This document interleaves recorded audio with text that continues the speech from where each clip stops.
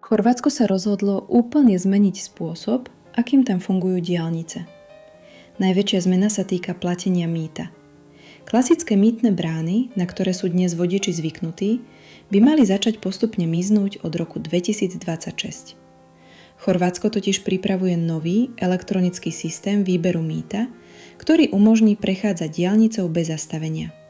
To znamená, že vodiči už nebudú musieť zastavovať, vyberať lístok a platiť na mýtnici tak, ako to funguje dnes. Celý systém bude fungovať pomocou portálov umiestnených nad diaľnicou, ktoré budú zaznamenávať prejazd vozidiel. Táto technológia bude využívať dve hlavné metódy. Prvou je zariadenie ENC, ktoré sa umiestni na čelné sklo auta a komunikuje priamo so systémom nad cestou. Táto možnosť už v Chorvátsku funguje roky a jej princíp sa nebude výrazne meniť. Druhou, novou možnosťou bude kamerový systém, ktorý dokáže rozpoznať evidenčné číslo vozidla. Kamery umiestnené nad diaľnicou načítajú ŠPZ auta pri vjazde a výjazde z diaľnice. Systém tak zaznamená, aký úsek vozidlo prešlo. Na základe týchto údajov potom automaticky vypočíta cenu za prejdenú vzdialenosť.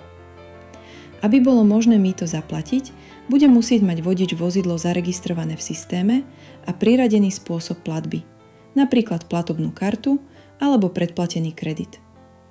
Po prejazde diaľnicou sa mýto automaticky odpočíta z účtu alebo z priradenej platobnej karty.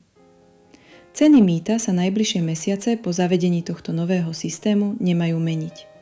Čo je dôležité, lebo chorvátske diaľnice patria už dnes medzi tie najdrahšie v Európe, ak sa cena prepočíta na kilometer.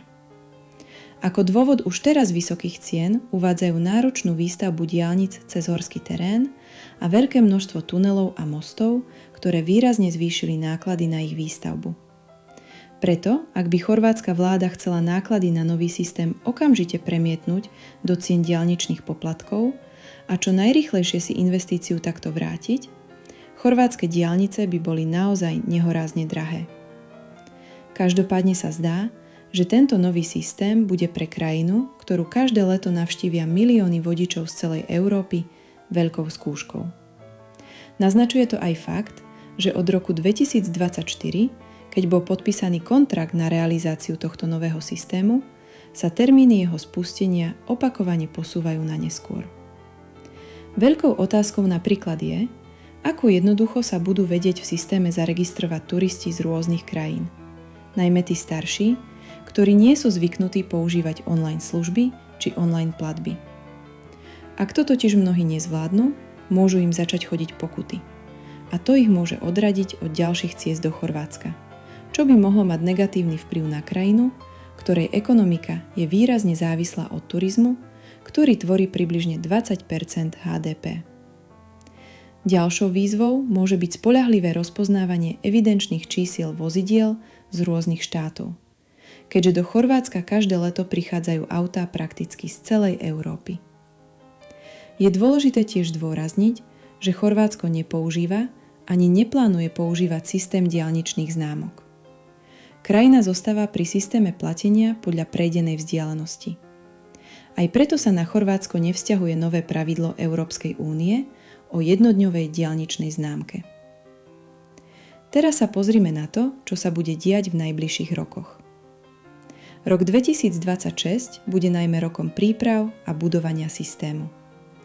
Na diaľniciach sa budú postupne montovať nové technologické portály nad cestou, ktoré budú zaznamenávať prejazd vozidiel. Celkovo ich má byť viac než 200 po celej chorvátskej diaľničnej sieti.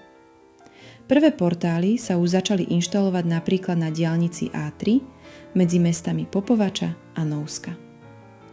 Počas roka 2026 však budú klasické mýtne brány stále fungovať.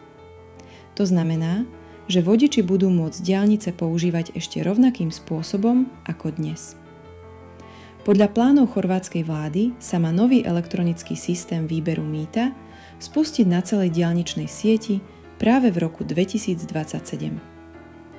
Od tohto momentu by mali vodiči prechádzať diaľnicami bez zastavenia na mýtniciach.